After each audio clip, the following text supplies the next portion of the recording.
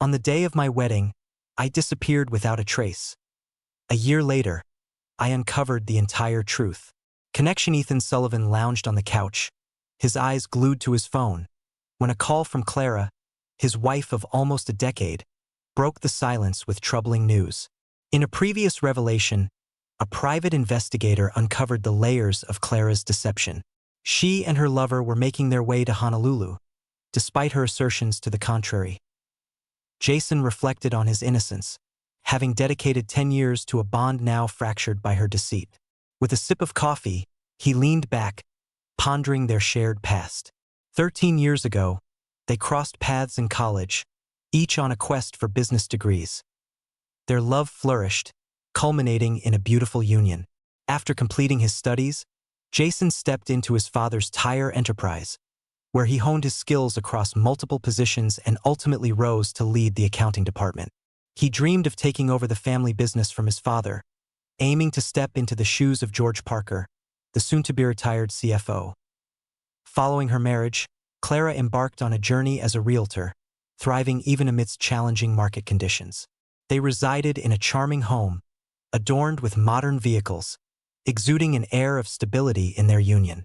Despite their lack of children, he regarded it as a gift. At the outset, Clara spoke of challenges with fertility, choosing to undergo tubal ligation.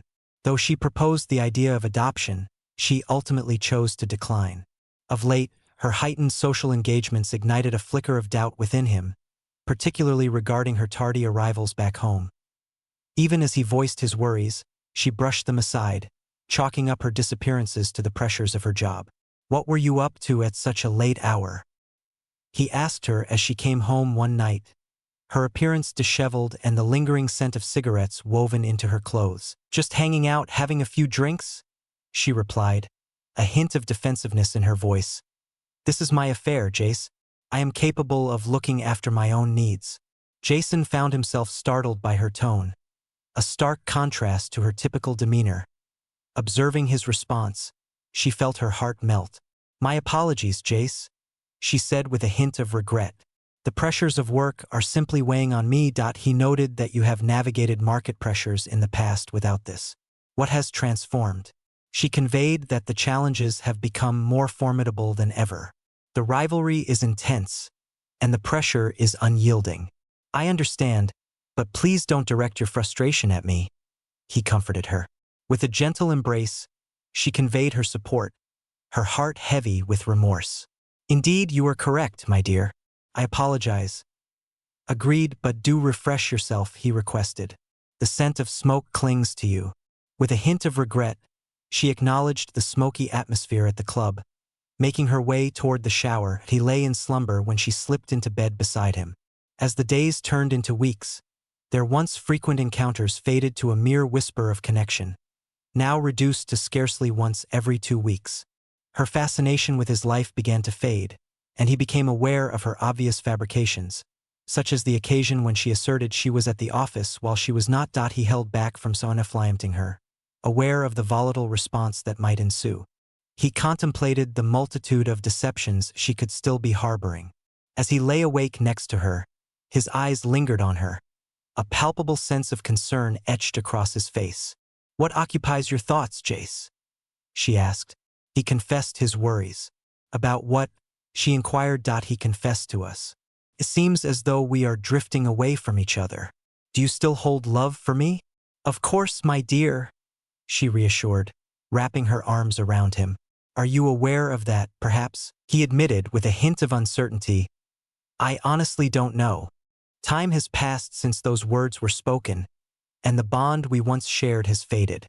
You find yourself away from home more often than not." Apologies escaped her lips, a soft admission of regret.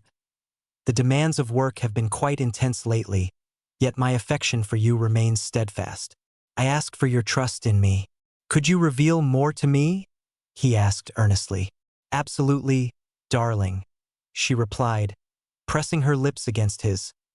That night, they entwined in passion, momentarily easing Jason's anxieties, yet shadows of concern remained. A month slipped by, and the familiar cycle began anew. Jason started to sense an underlying complexity. On a fateful day, His friend Liam urgently requested a meeting. Of course, let's enjoy a beer together, Jason replied with enthusiasm. Liam insisted that he couldn't explain over the phone to the bar. Their paths converged, and Liam unleashed a revelation that shook the very foundation of their conversation. Today, Liam revealed that he had seen your wife. Indeed, she's immersed in the world of real estate. Showcasing homes? Jason shrugged. I'm certain, Liam affirmed. Yet I never realized that real estate entailed such intimacy. Seriously? Jason exclaimed. You must be kidding. I wish I were. Liam sighed that I witnessed Clara entwined with another man. Their hands clasped and lips meeting. It was anything but innocent. That can't be right, Jason protested. Do you really believe it was Clara? Liam presented a photograph that validated his suspicions. I was caught completely off guard by this. Liam mentioned that his friend is a private investigator. Shall I facilitate a connection for you?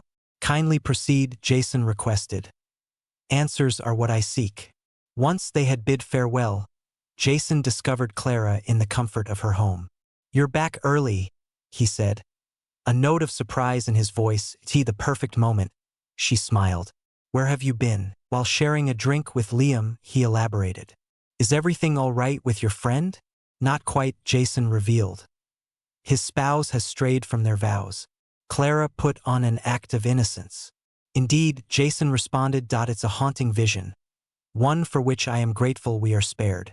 Jason couldn't help but notice Clara's reaction. It would shatter my very being if you were to ever betray me, he said, watching her slight wince with keen eyes. I would never betray you, she promised, wrapping her arms around him. My affection for you knows no bounds. Delighted to hear that, he responded, pressing his lips to hers. What calls you back before the day is done? This weekend marks the beginning of our company's convention, she elaborated. I wished to prepare my things ahead of time so we could savor moments together before our separation. Where is it being held? He asked. She responded from the Westgate Resort Hotel in Las Vegas. Our departure is set for Friday, following the midday meal. Another award this year? He inquired, fully cognizant of her illustrious history of accomplishments. I suppose, she replied. They shared another kiss, and he proposed the idea of celebrating their anniversary in Vegas. She politely declined, referencing her work commitments. With a heavy heart, he consented to commemorate at a later time. The following day, he reached out to Liam seeking a recommendation for a private investigator. Prior to lunch, he engaged in a meeting with the investigator. Greetings, Mr. Chandler. The investigator welcomed him amidst the chaos of his disordered office. It was a pleasure to meet you, Liam said with a warm smile. Call me Jerry? What's going on? Jason provided him with an overview of Clara's trip to Vegas. Vegas, is it? Jerry pondered. Do you believe she has something planned over there? It was a possibility, Jason conceded. I have connections in that realm who are indebted to me, Jerry suggested. We will monitor her closely and can arrange for surveillance should you provide me with a room number. There will be an additional charge. Jason nodded, anticipating it with a sense of inevitability. Yet, I find myself yearning for the truth. With a deliberate gesture, Jerry presented him with a digital audio recorder. Effortlessly simple, just slide it beneath her car seat, voice activated for convenient retrieval later. Jason observed that she typically parks at the airport. Jerry nodded in agreement, a look of satisfaction crossing his face. We will take care of it. Should she falter, we will be aware. This is my personal contact for any updates. Thanks, Jason said, accepting the number. Thanks, Jason remarked, pen in hand as he filled out a check from his personal account, distinctly separate from their joint one. They maintained individual personal accounts and consented to designate as much as 10% of their earnings. Jason typically devoted his resources to clothing and presents for Clara, all the while setting aside funds for a cruise until this moment. Under the cloak of night, Clara meticulously prepared for the journey ahead. Observing her burden of luggage, Jason extended his offer of assistance. Intrigued, he glanced within and discovered birth control pills, contradicting her earlier assertion of having undergone tubal ligation.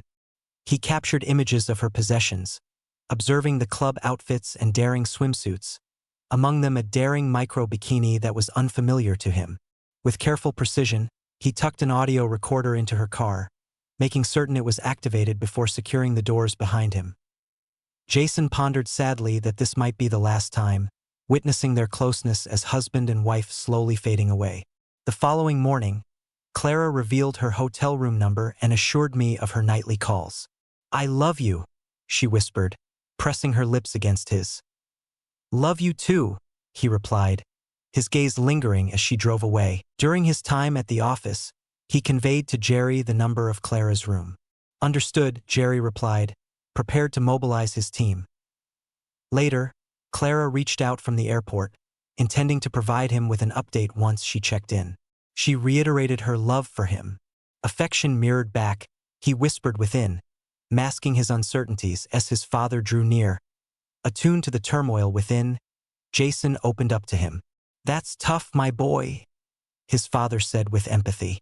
"I would have never anticipated that." "Indeed, I feel the same way, Dad," Jason concurred. "If you require our assistance, we are here for you," his father proposed. "Thank you, Dad." Jason truly appreciated it. As he departed from work ahead of schedule, he spotted Clara's car at the airport, where she was collecting the audio recorder. Even with the car's neat appearance, uncertainty remained. As she made her way home, Clara's voice rang through the phone. "Greetings, I have just arrived," she conveyed to him. He acknowledged with gratitude.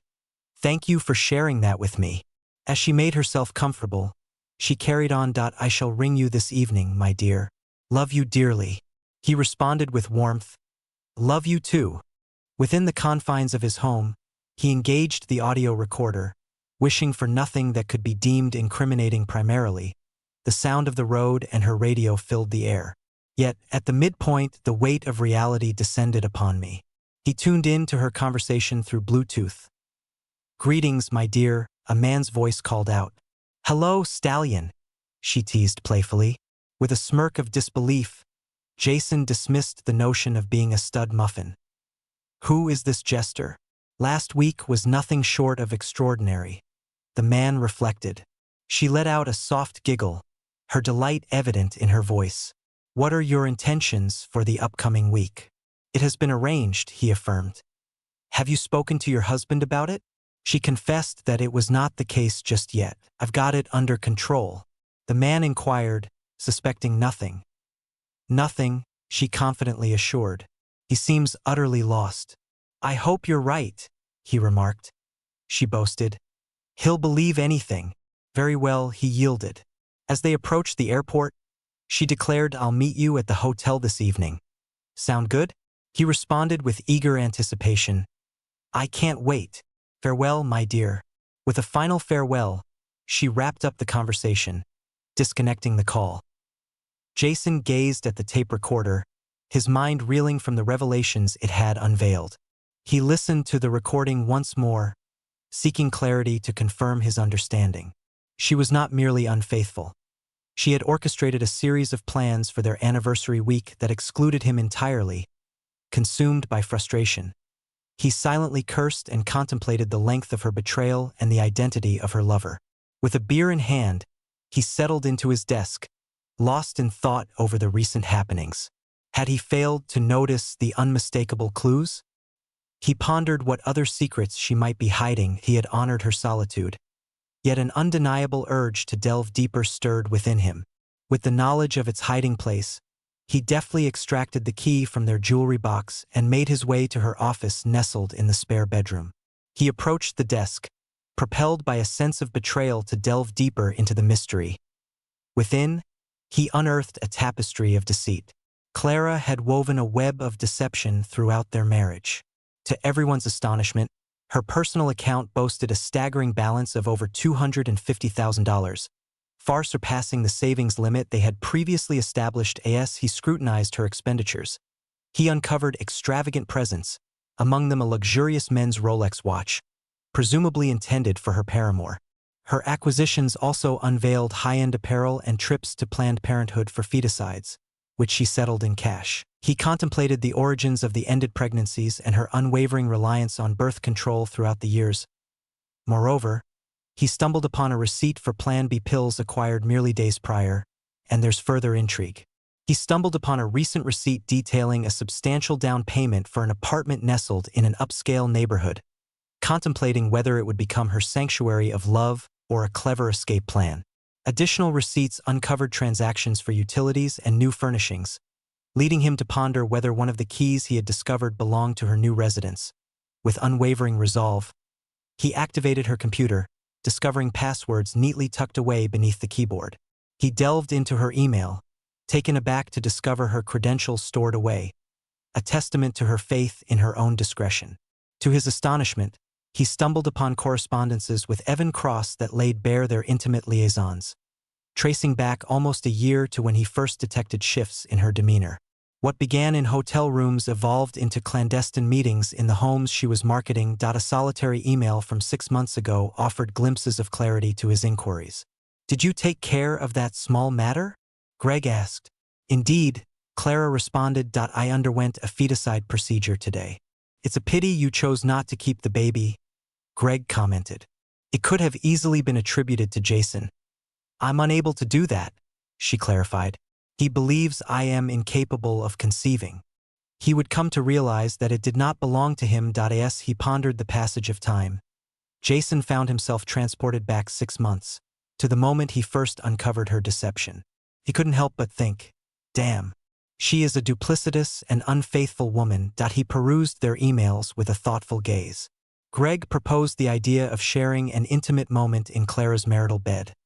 Yet she declined his suggestion. She penned a message to Greg, assuring him that she would never betray Jason in such a manner.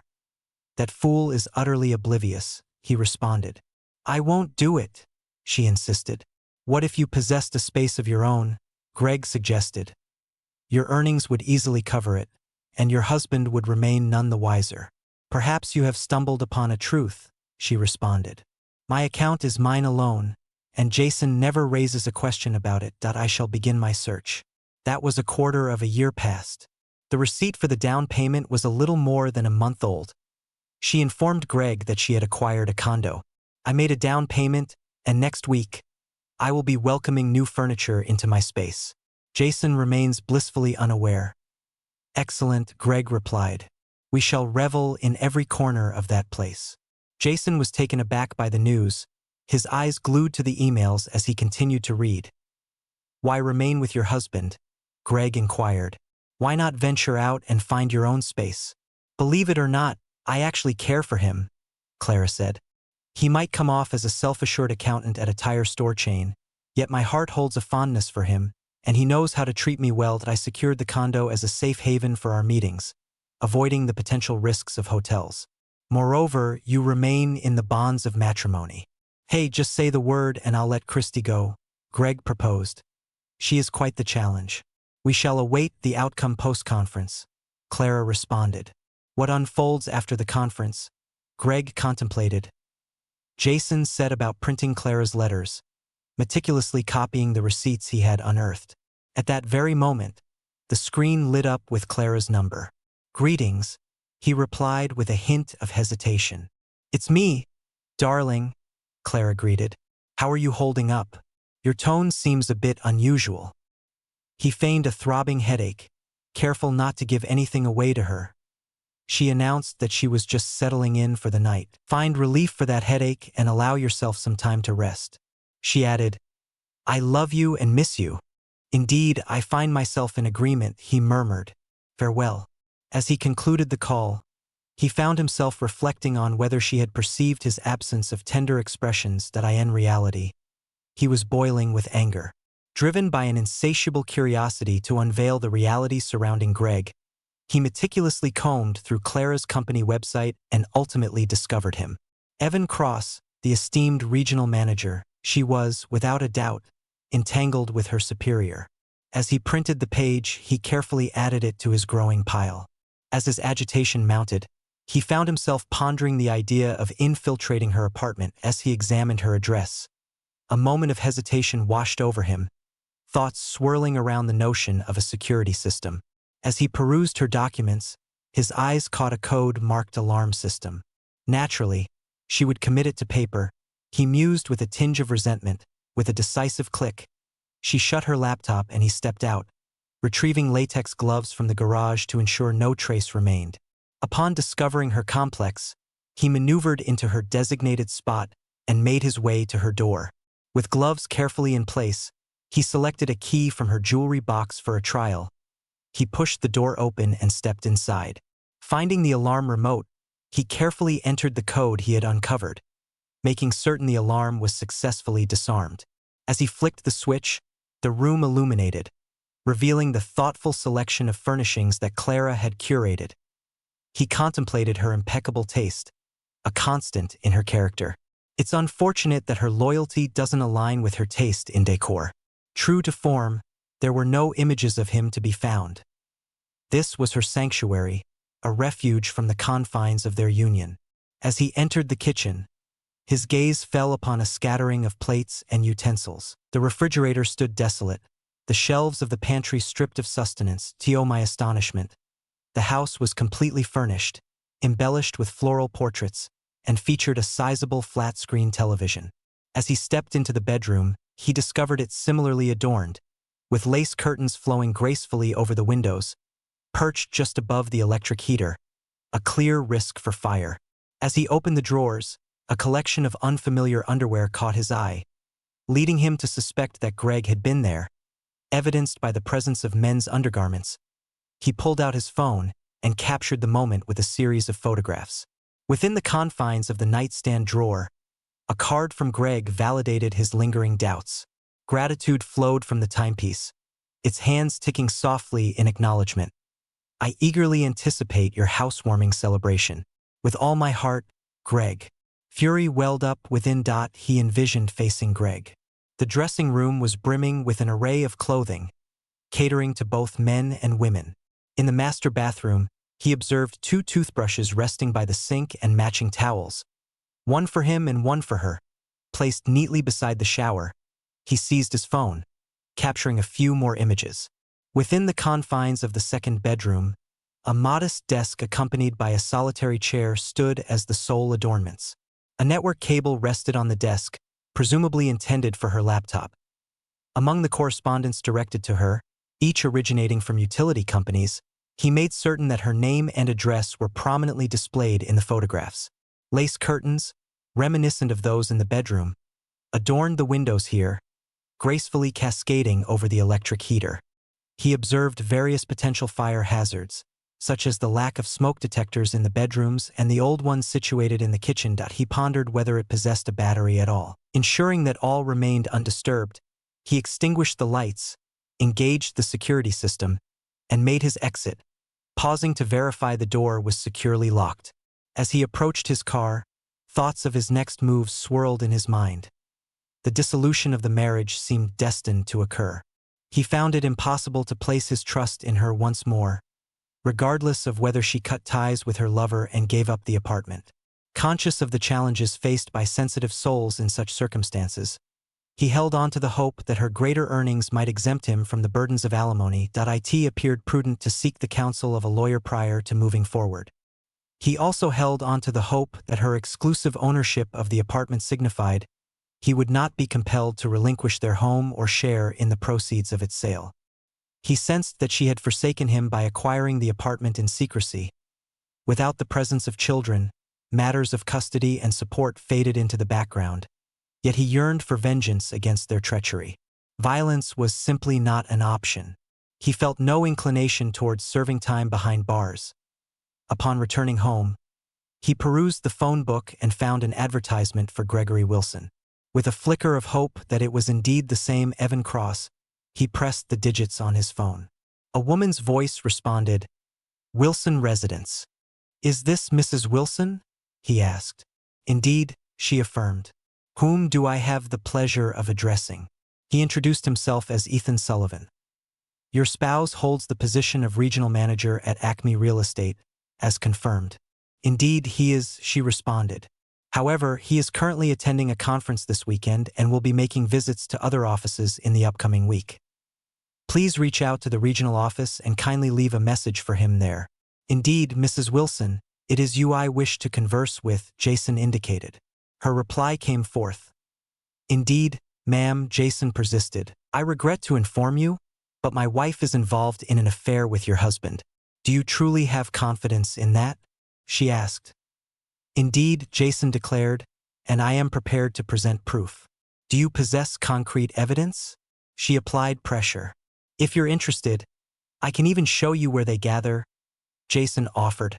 He caught the sound of her sigh drifting through the phone. "Would tomorrow be suitable for you?" She made a proposal. Without a doubt, Jason concurred. At what hour do you find yourself most available? At approximately 1 o'clock in the afternoon, she proposed. After sharing Clara's apartment address and directions, Jason wrapped up the conversation with a simple, "I'll see you then," before hanging up the phone. With a smile illuminating his face, he made his way to the desk and started to compose a to-do list. At the top of the agenda. The door locks needed changing, a task to be completed prior to the meeting with Greg's wife at Clara's residence. The allure of numbing his pain with alcohol flickered through his thoughts, yet he cast it aside. Choosing a cold slice of pizza, he contemplated his choices, content. He climbed the stairs and settled in for the evening. At the break of dawn, he made his way to the hardware store, acquiring the necessary supplies to change the locks and fashioning an additional key for the apartment. By the stroke of noon, every lock had been turned. Once he had finished his shower, he took hold of his audio recorder along with the printed emails from Clara's account and made his way to her apartment to meet with Greg's wife. As he caught sight of Clara's car, he made his way toward a nearby Toyota Corolla, where a striking dark-haired woman was seated. He rapped gently on her window, asking, "Are you Paige Hunter?" Upon confirming her identity, he graciously opened the door for her. "Call me Ethan Sullivan," he said, gesturing for her to put on the latex gloves he offered. "Come along, and I shall reveal to you their secret refuge." With the spare key in hand, he deftly unlocked the door, silencing the security alarm as they stepped inside. Jason led her into the bedroom, pulling open drawers to unveil Greg's garments neatly arranged in the closet. "My God," she exclaimed. "I've been searching for these for weeks." I found myself pondering the mysterious vanishing of his garments. Jason inquired if your husband had been seen wearing a Rolex watch recently. She confirmed, noting that it was a present from the management.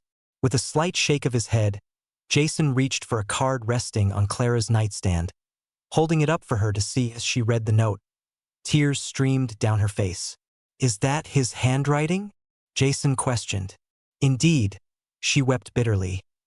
"But hold on, there's additional information," he remarked, as he unveiled the emails and switched on the audio recorder. With a heavy heart, she perused the emails prior to tuning into the Friday recording.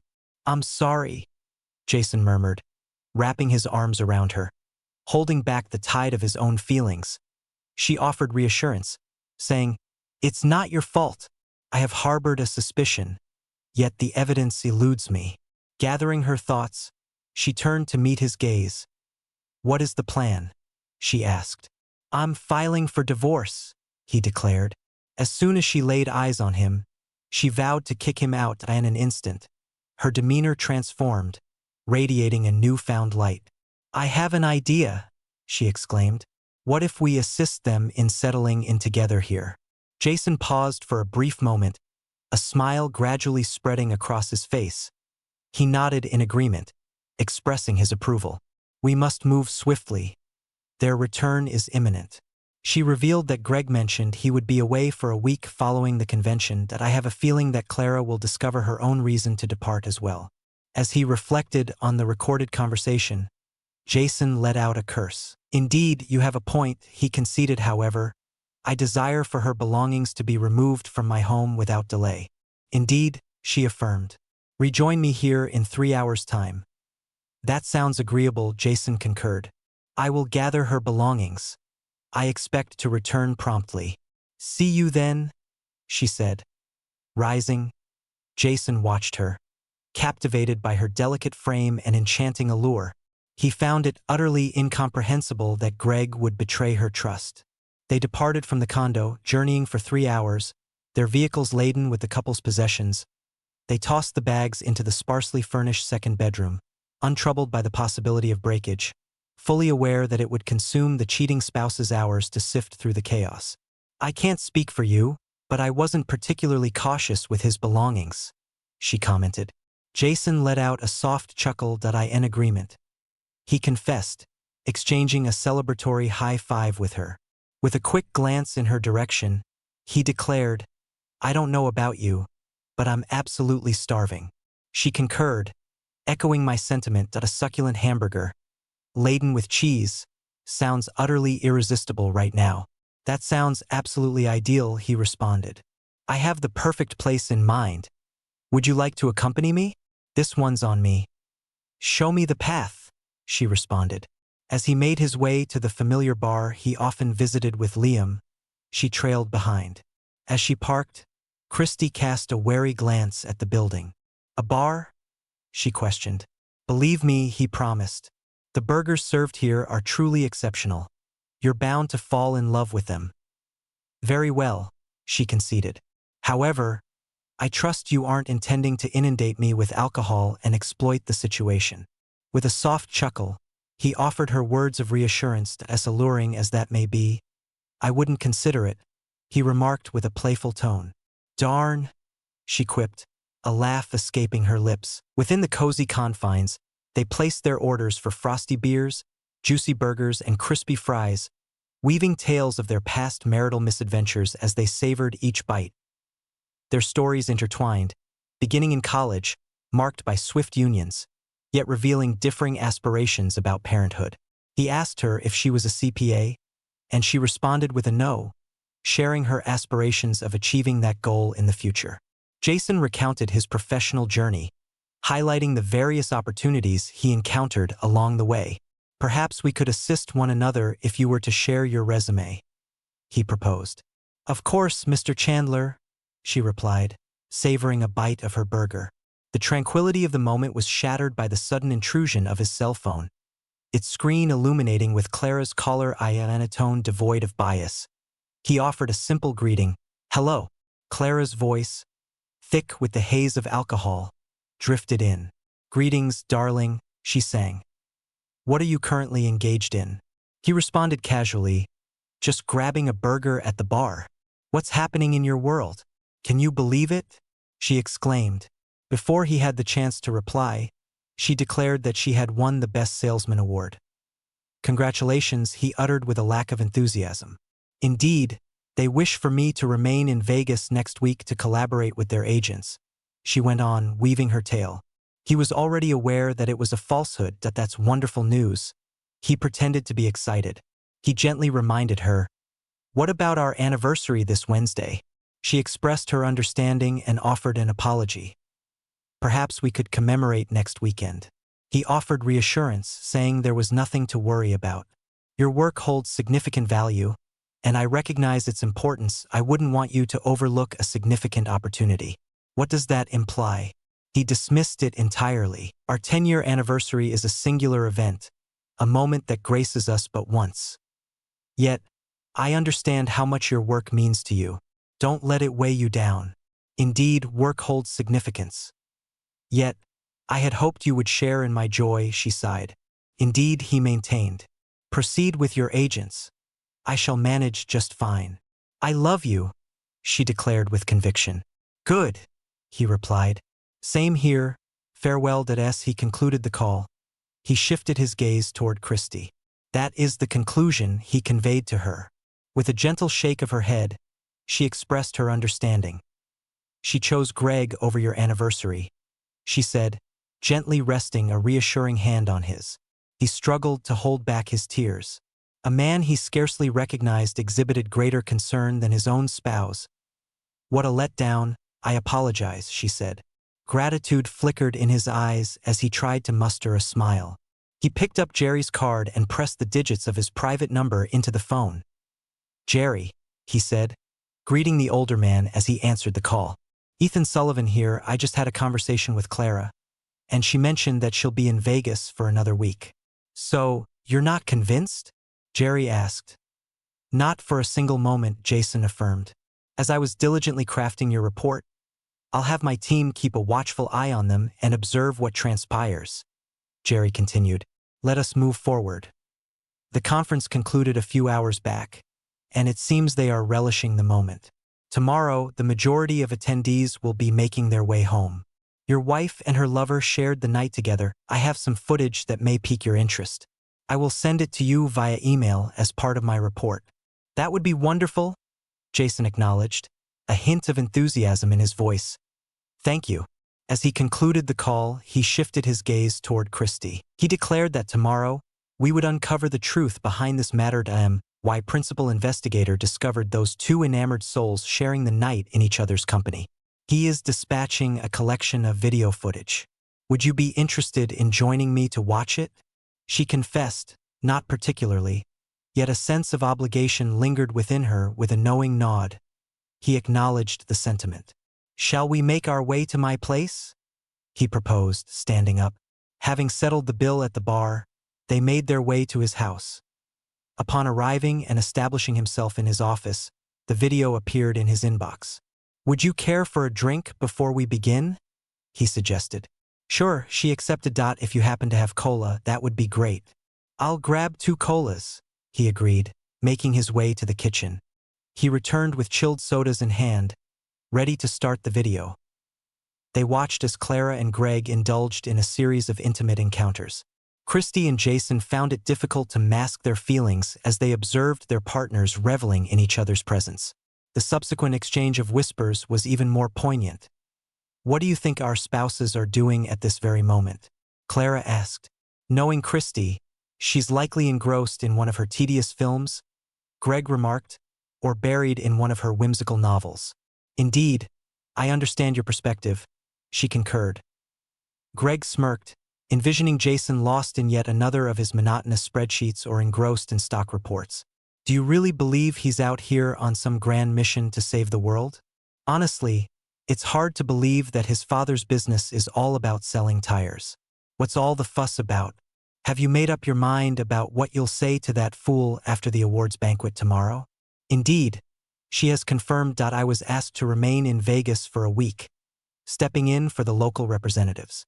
He'll buy it. Indeed, he would accept any notion I present to him. It would be as if I told him the moon is crafted from green cheese, and he would wholeheartedly believe it.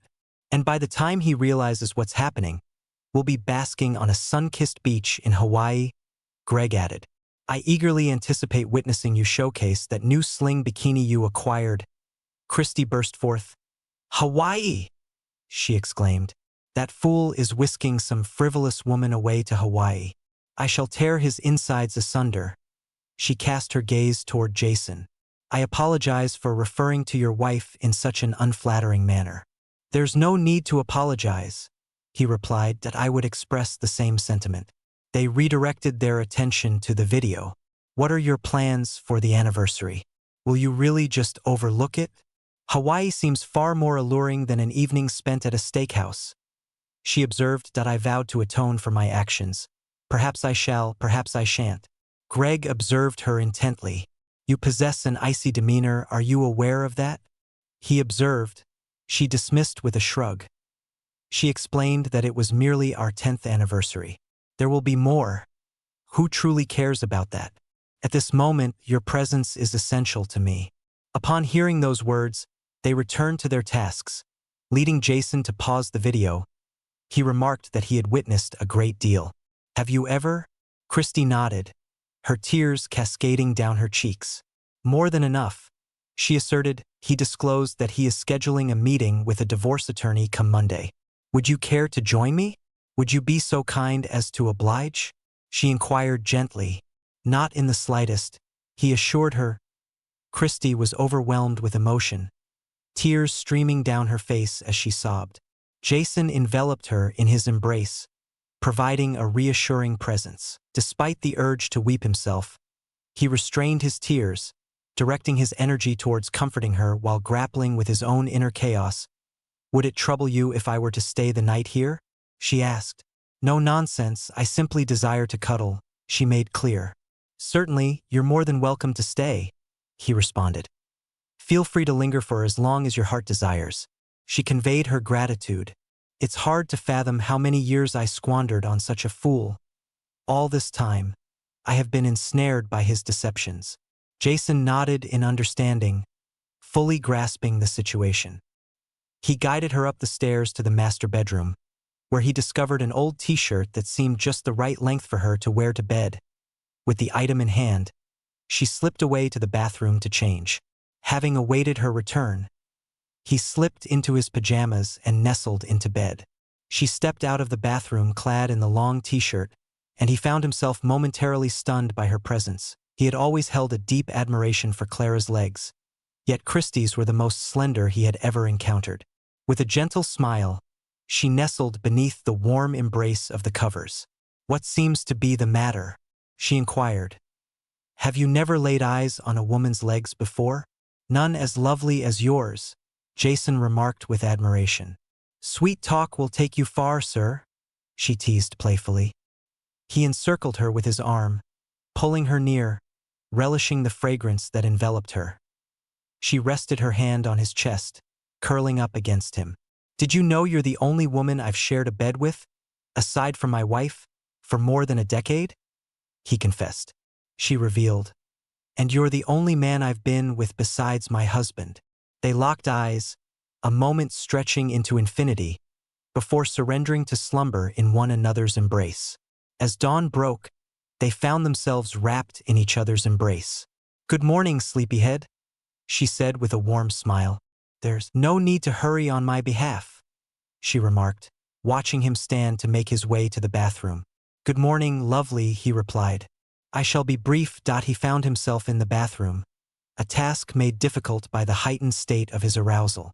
As he stepped back inside, he discovered Christie busily organizing the kitchen, skillfully whipping up a delicious breakfast of scrambled eggs and bacon. As he cast his gaze toward the clock, he observed that it was 8:30 in the morning. His eyes drifted back to Christie, relishing the image of her in his old t-shirt as she cooked. A fleeting memory of the mornings when Clara would prepare breakfast for them washed over him. "Wow, that aroma is simply delightful," he remarked. "I trust you won't mind my commandeering your kitchen," she remarked. He assured her, "Not in the slightest. It eludes my memory when I last enjoyed the simple pleasure of someone preparing breakfast for me." "Clara never prepared a meal for you?" she asked. He recognized that she once engaged in it, but she had ceased some time ago, asserting that it consumed too much of her time and that she needed to focus on her clients. The enticing scent of bacon wafted through the room as she set a bountiful plate before him. He consumed the meal with an insatiable appetite, as though he had been starved for weeks. "What an incredible experience that was. Is this your morning cooking routine?" "Whenever the opportunity arises," she responded. His phone buzzed to life, illuminating the screen with Jerry's name and number. "Hello, Jerry," he said with a nod. "Are you now dedicating your Sundays to work?" Jerry let out a soft chuckle. He confessed more frequently than he would prefer. "I wish to provide you with an update. This morning, just before the clock struck 6, your wife and her lover embarked on their flight from Las Vegas.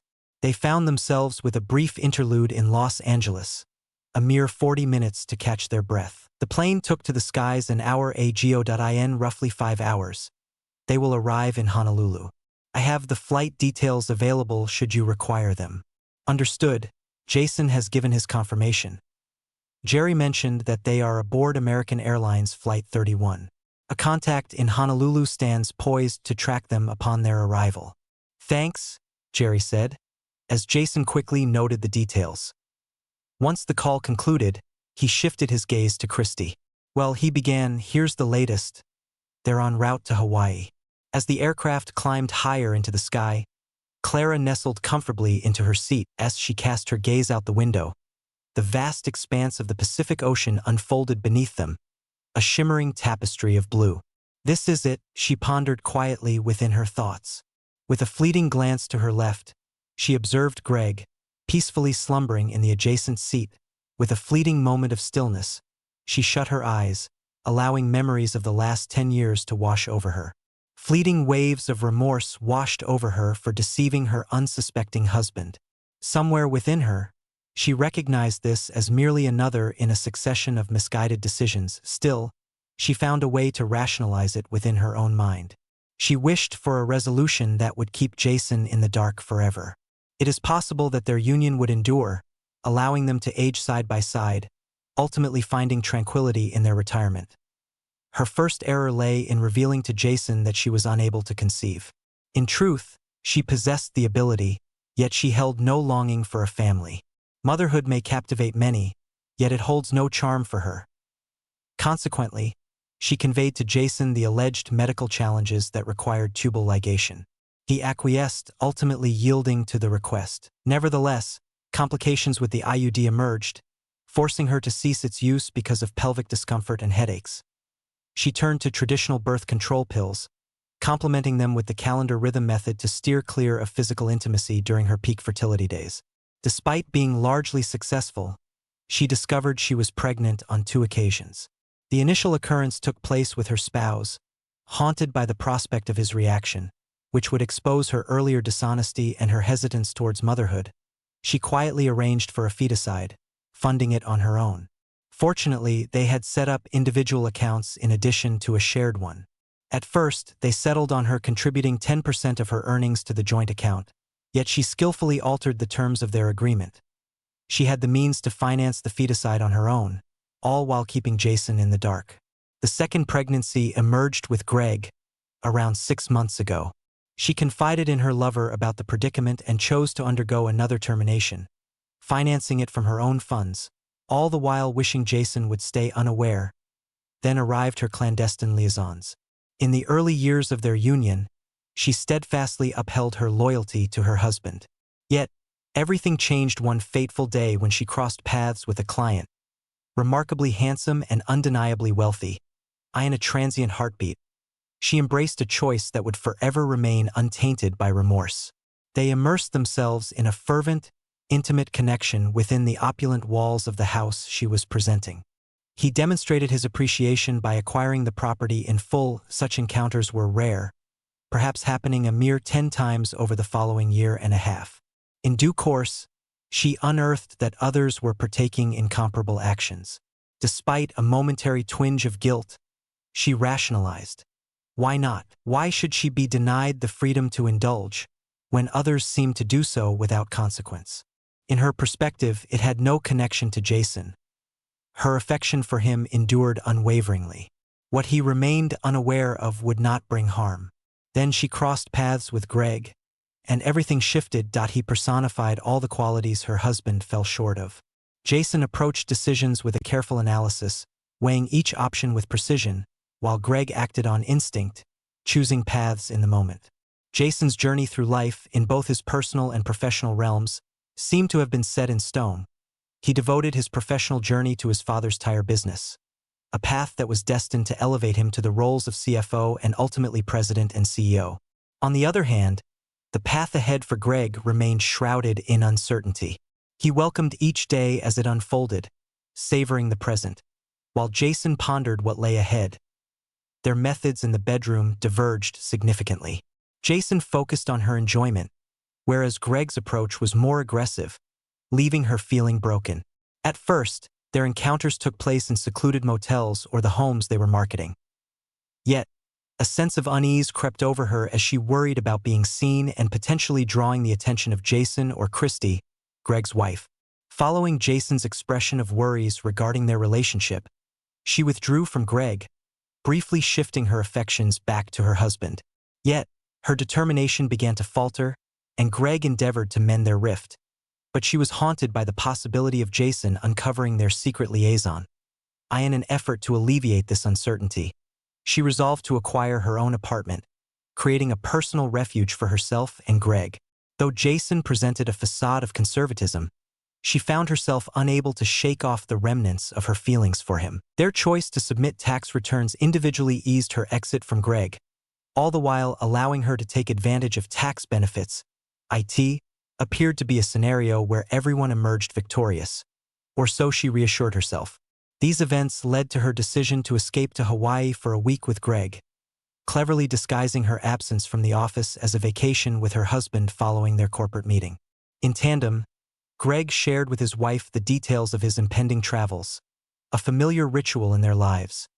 She wove a tale for Jason, asserting a week-long escapade to Vegas, certain that he would swallow her every word without question. Despite the pang of regret for missing their 10th wedding anniversary, she promised herself that she would make amends upon her return, determined to keep her secret safe. She smiled softly, her eyes fixed on the cerulean waves below. Her mind wandering to the enchanting shores of Hawaii. Greg had acquired a bold open bikini for their getaway. Filled with anticipation at the thought of witnessing her disrobe and revel in beachside indulgence, the idea ignited a fire within her, coaxing her to give in to the desire that surged through her in that very moment. As she pondered the prospect of a secretive meeting in the bathroom later, her gaze drifted to her phone, anticipating a message from Jason. She wasn't surprised by his preference for calls or face-to-face communication. A sly smile danced upon her lips. A jarring tremor and a shift in the engine's hum signaled the onset of turbulence. As the aircraft descended and the engines shifted their pitch, a sense of foreboding began to seep in. As she cast her gaze out the window, the weight of the situation dawned upon her. Panic surged through the cabin, the weight of gravity forcing her deeper into her seat. The view beyond affirmed their downward journey. Oh, how she pondered, a wave of acceptance washing over her. This is the moment we are descending, my fate is sealed. Oxygen masks have been deployed. Amidst the chaos, passengers, Greg among them, let out cries of terror as flight attendants prepared them for what was to come. Tears flowed down her cheeks as she took a final look at her phone, bracing herself for one last choice. Jason and Christy finished their breakfast, carefully putting away the final dishes before settling back at the table to devise a plan regarding their unfaithful partners. Jason found himself captivated by Christy's analytical prowess, experiencing a sense of intimacy with her that had long been missing in his interactions with Clara. Upon his return to the table, a steaming cup of coffee in hand, his phone vibrated, revealing the name and number of Clara on the screen. He activated the speakerphone, and Clara's frantic voice broke through, layered with the chaos of distant shouts and commotion. "Jace!" she cried, her voice struggling to rise above the tumult around her. "Clara, what's going on?" he inquired, leaning in closer to catch her words. The plane descended, and with a hint of regret, her voice crackled before the call was cut off unexpectedly. In a moment of disbelief, Jason and Christy locked eyes, their expressions a mirror of shock. My efforts to reach Clara again were in vain, as the call was immediately directed to her voicemail. Jason turned to Christy, pressing her to reach out to Greg. In a flurry, Christy fished her phone from the depths of her purse, her fingers trembling as she dialed Greg's number, only to be met with silence, the call slipping away into the void of voicemail. Jason made his way to his home office, igniting his computer in pursuit of further knowledge. Having located the airline's contact number via a search engine, he made the call and, following an initial refusal, succeeded in speaking with an individual who verified that they were indeed looking into the reports of the plane crash. He provided his and Christy's contact details, as well as those of Clara and Greg, and was assured that they would be informed of any updates. Having exhausted all online avenues, he surmised that it would take at least an hour before any news would come their way. They made their way to the F-Liant room, flicking on the TV in anticipation of any news updates that might unfold. Jason scrolled through the channels, yet found no urgent headlines to capture his attention. As he contemplated the series of events that had brought him to this point, his gaze fell upon his phone at last. A news network broke the unsettling report of an American Airlines flight destined for Honolulu that had plunged into the depths of the Pacific Ocean, yet details remained frustratingly scarce. "Oh my goodness," Christy gasped, her hand instinctively rising to her mouth. With a firm embrace, Jason held her close, his thoughts a quiet plea for Clara's well-being. Even amidst the turmoil of their union, the mere idea of her demise was unbearable to him. After the passage of an hour, the phone began to ring. Jason silenced the television and responded. A woman's voice inquired, "Mr. Chandler?" In his words, he affirmed, "I am reaching out to convey the tragic news that your wife's flight has met with a catastrophic fate. As she communicated at present, I lack additional information, but we will keep you informed as soon as we acquire more insights." "Thank you," Jason replied, bringing the conversation to a close. They embraced tightly, emotions swelling as tears glistened in their eyes. Not long after, Christy's phone chimed, bringing with it the same somber tidings. Shortly thereafter, his father reached out. It was not unusual. His parents frequently made contact upon receiving news of this nature. "Hello, Jace," his father said with a warm smile. "Hello, Dad. How have you been?" Jason responded, having just returned from church. "Have you heard the latest about the accident?" his father asked. "Indeed," Jason affirmed. "It is truly dreadful," his father mourned. By the way, how is Clara faring these days? Wasn't she returning from Vegas? Jason revealed. "She's not doing well, Dad. She found herself aboard the ill-fated plane that met its tragic end." "What is it?" his father inhaled sharply. "What could possibly possess her to venture to Hawaii in your absence?" "She was in the company of her boyfriend," Jason revealed. "Oh my God," his father responded. "It pains me to hear that, my dear boy. Consider taking a week off to organize and reflect on everything. Inform Mike if there's anything we can assist with. Simply reach out to me with a call, all right?" "Thank you, Dad," Jason said with heartfelt appreciation. He concluded the call, his thoughts a tempest of conflicting feelings. On one hand, a profound sorrow enveloped him, the weight of knowing that Clara was likely lost to him. Yet a deep-seated anger brewed within him, fueled by her betrayal and his own failure to unaflamed her. Curiously, the lack of divorce did not unsettle him. Yet, the sudden awareness of bearing the weight of Clara's final expenses, encompassing the apartment, struck him with force. He muttered under his breath, a curse slipping through his lips. He cast a fleeting look at Christy, contemplating the ways in which she might navigate the challenges ahead. What actions might she pursue? A thought ignited within him, urging him to make his way towards her. "Christy," he began, "have you considered selling your apartment and joining me here?" She locked eyes with him, tears welling up in her gaze. "Is this for real?" she inquired. Without a doubt, he confirmed. "Upstairs, a spare room awaits, and as we face the challenges ahead, perhaps we can lean on one another for support through it all." After a brief pause for reflection, she replied, "What's stopping us? However, there is a single stipulation." "What is that?" he asked. "She declared that I share your bed." "Is that so?" Jason's mind whirled, grasping that events were unfolding at a pace he hadn't foreseen. With doubts cast aside, he made a firm decision to embrace the opportunity before him. Indeed, he consented. "It has been a long time since I truly felt at ease with my husband. Last night marked the first occasion in years when I experienced a sense of fulfillment." "Is that acceptable?" he reassured her, saying it was more than all right. "Then it is decided," she affirmed. "I'll collect my things from home and return tonight." Jason nodded. He vowed to remain by my side. Once she had left, he picked up the phone and called Sophia Carter, a colleague of Clara's. "Hello?" she said with a warm smile. "Sophia Carter, this is Ethan Sullivan speaking." He has introduced himself. "Hello, Jason," she has replied. "What is the essence of Hawaii?" He confessed his uncertainty. "I've heard that this season is quite enchanting. What is the reason behind this?" Sophia Carter's tone transformed. "Clara indicated that the two of you were planning to go there following the company meeting. I had presumed you were on your way." In truth, Jason elucidated, Clara attended, but not in my company. She accompanied Greg. "What is it?" Sophia Carter gasped, her surprise evident. Indeed, Jason confirmed. Yet, neither of them succeeded in their endeavor. Today, the aircraft they were aboard met a tragic fate, plunging into the depths of the Pacific Ocean. Perhaps it has caught your eye in the headlines? "No," Sophia Carter gasped, her breath catching in her throat. "Are you aware if she made it through?" Jason replied with a heavy heart. "I doubt any of them did."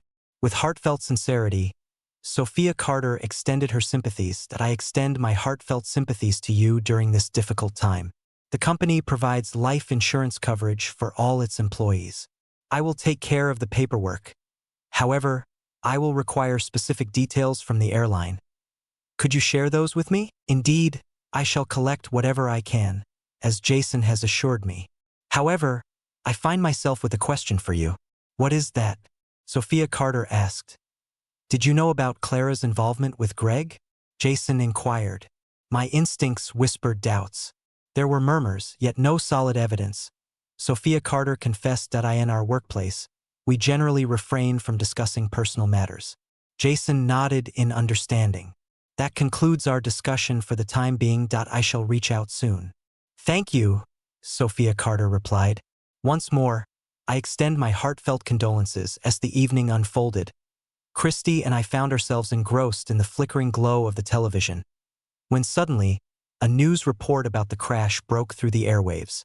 The plane's last moments were recorded by a crew member on a cargo airliner, just a few miles from the site of the crash. An amateur video broadcast by the TV station captured the plane plummeting nose first in a swift descent. The report conveyed that the plane seemed to disintegrate upon making contact with the water. The cargo vessel adjusted its trajectory to assist in the quest for survivors. As they pulled several bodies from the depths, it was a somber reality that no survivors emerged from the tragedy. Furthermore, a considerable quantity of luggage was retrieved, encompassing items that belonged to Clara and Greg. Yet, their bodies remained unaccounted for, not among those retrieved. In the ensuing months, Jason and Christy found themselves swept up in a tempest of events. Christy took the step of moving in with Jason, parting ways with her own house in the process.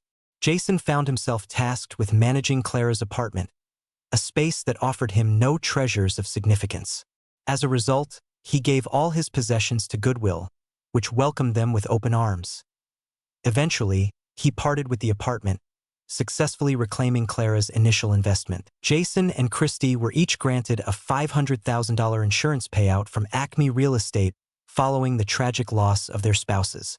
They swiftly set about removing every trace of Clara from their existence. They cast aside photographs, tucked away trinkets, and swapped out furnishings, particularly the bed. Family members selected their desired belongings, while the remainder, which included 2 cars, was either sold, donated, or discarded. Jason deftly maneuvered through the intricate process of closing Clara's bank accounts. After months of navigating through a labyrinth of paperwork, Jason finally held in his hands a check amounting to nearly $250,000. Attorneys sought out Jason and Christy, eager to capitalize on the aftermath of the accident. Upon deeper examination, it became evident that the crew had misread the warnings from the onboard computer, leading them to make erroneous choices. The aircraft plummeted at an alarming rate of approximately 12,000 feet per minute, colliding with the water at an estimated speed of 135 miles per hour, the entire ordeal unfolding in a mere 3 minutes. Jason envisioned Clara's final moments, a portion of which were shared on the phone with him, as deeply unsettling. He perceived her last gesture as a manifestation of remorse, coming to terms with the fact that she was racing towards her end, devoid of any hope for salvation. Yet, Jason considered it insufficient and belated. In a fortunate turn of events, the airline successfully negotiated a settlement with all the families impacted, offering each passenger compensation exceeding $175,000. Jason and Christy were awarded a remarkable sum exceeding $1.60 million. Even after the deductions for taxes, a considerable amount remained in their possession. As the remains of neither Clara nor Greg were found, a funeral was never held. Nevertheless, Jason and Christy arranged memorial services primarily for their families. They refrained from weeping for their departed partners. After 3 months in her role, Christy made the decision to leave her job and settle down permanently with Jason. At that point, their hearts were entwined in a profound love. On a serene evening, as the warm ambience of a local Texas roadhouse enveloped them, Jason knelt before Christy, proposing with heartfelt sincerity. With a radiant smile, she embraced the moment, drawing enthusiastic applause from the onlookers around her. It was the perfect moment for her to softly suggest that he should finally commit to her, a hint of longing in her voice. "Why?" he inquired. She revealed that "you are going to be a father." Overcome by a wave of happiness, Jason enveloped her in a flurry of tender kisses. He expressed his love for her more than anything else.